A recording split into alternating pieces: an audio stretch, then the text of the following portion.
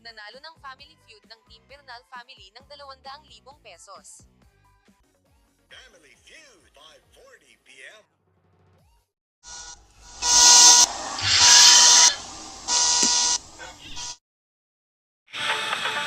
Welcome to my episode that is called Nagmamano pa. That's okay.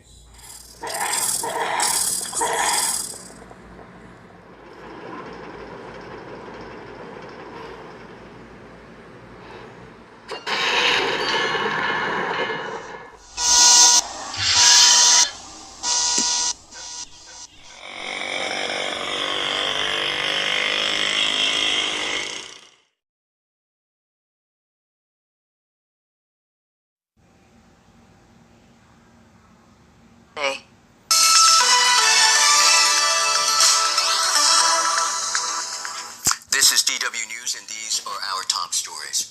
Super Typhoon Ragasa has killed at least 14 people in Taiwan. More than 120 are missing.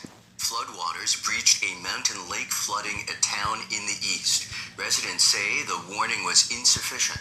The premier has ordered an inquiry into the evacuation orders. U.S. President Donald Trump has said Ukraine could recover all the territory it lost to Russia, signaling a major shift in policy.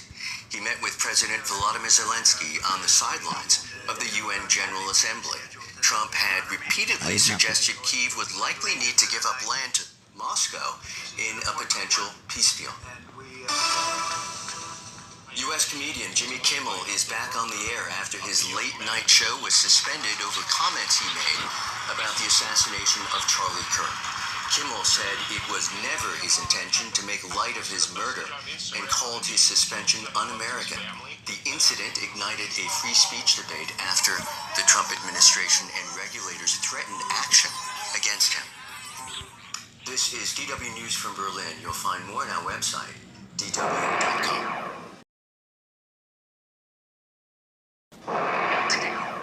President Trump changes his mind on Ukraine, saying Kyiv should get back all the land Russia has taken during the war. That, as he tells world leaders, their countries are going to hell in a combative UN address. Jimmy Kimmel apologizes in his first show back, and Typhoon Ragasa makes its way to Hong Kong. It's Wednesday, September 24th.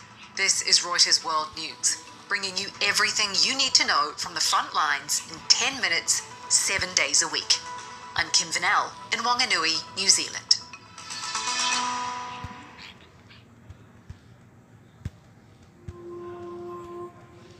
US President Trump has announced a drastic change on his stance in Ukraine, saying Kyiv should get back all of the land that Russia's taken control of during the war.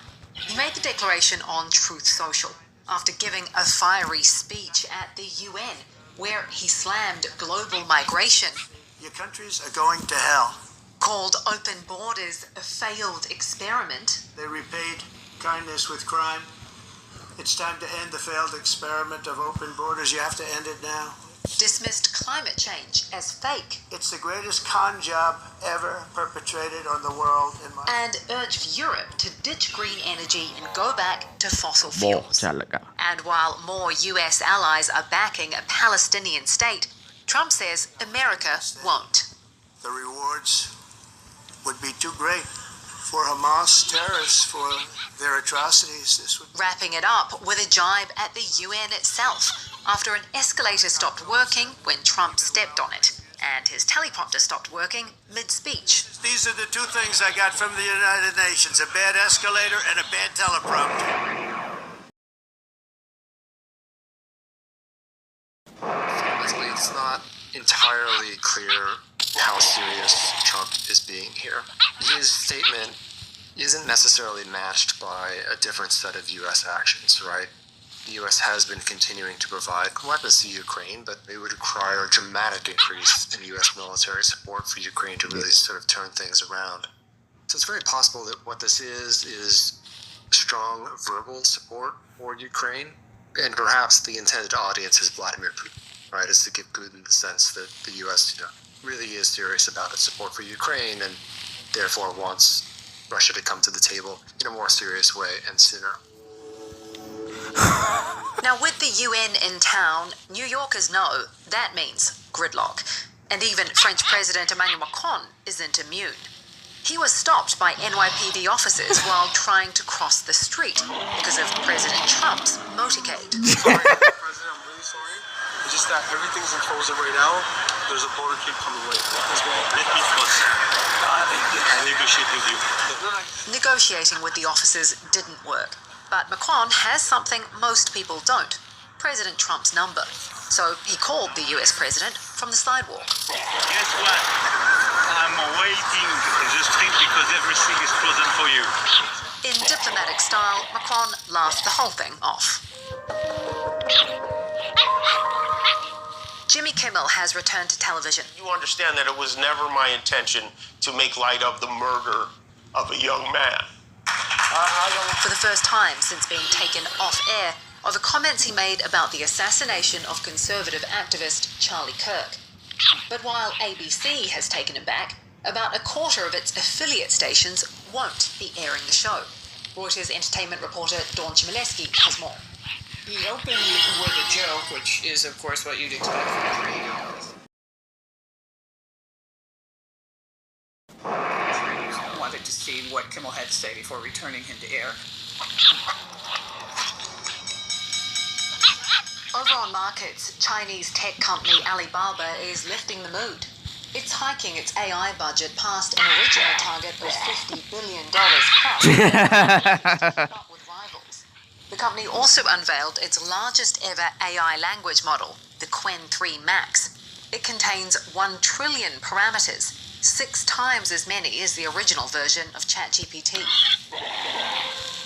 Super Typhoon Ragasa, the world's most powerful tropical cyclone so far this year, is barreling through parts of Asia, bringing deadly storm surges. In Taiwan, more than a dozen people are dead after a barrier lake overflowed, flooding the small town of Guangfu. More than 100 people are missing. In the Philippines, rescue teams used chainsaws to cut through the hull of a boat to rescue fishermen trapped inside after their boat capsized in Cagayan province. The typhoon is now heading toward Hong Kong. People flock to supermarkets to stock up, with much of the city now shut down in anticipation of the cyclone. Ragasa is then expected to make landfall in China's southern Guangdong province, home to some 125 million people. Donald Trump has cancelled a planned meeting with top congressional Democrats, raising the chances of a government shutdown just days before government funding runs out. The president posted on Truth Social that talks would be unproductive, accusing Democrats of pushing radical policies. With Congress divided, it's the latest in a string of disruptions at European airports, including a cyber attack last week that hit check-in systems. Reporter Jakob Gronholt Pedersen is in Denmark. The Danish police did not name any suspects. They did say that it was a, quote, capable actor, and did not exclude that Russia could be behind this attack. They said they were looking into several hypotheses, including that the drones were launched from a ship sailing through the narrow strait between Denmark and Sweden. And authorities have said that they are working with allies, including Nordic allies. EU health agencies and the World Health Organization are pushing back over President Trump's claims of a link between Tylenol and pregnancy and autism. The WHO says if there were any link, it would have been consistently seen across multiple studies. The European Medicines Agency says there's no new evidence to change its advice, which is that paracetamol, its version of Tylenol, is safe to take during pregnancy, recommending the lowest dose for the shortest amount of time.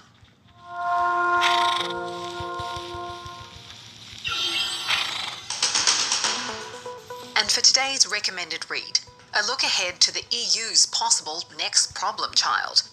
Billionaire Andrej Babiš is widely expected to return to power in the Czech Republic election next month. And that would be a boost for the populist anti-immigration camp and weaken support for Ukraine. We'll drop a link to that story in the pod description. For more on any of the stories from today, check out Reuters.com or the Reuters app. Don't forget to follow us on your favorite podcast player. And if you're listening on a smart speaker, just ask for the latest news from Reuters 7 days a week. We'll be back tomorrow with our daily headline show.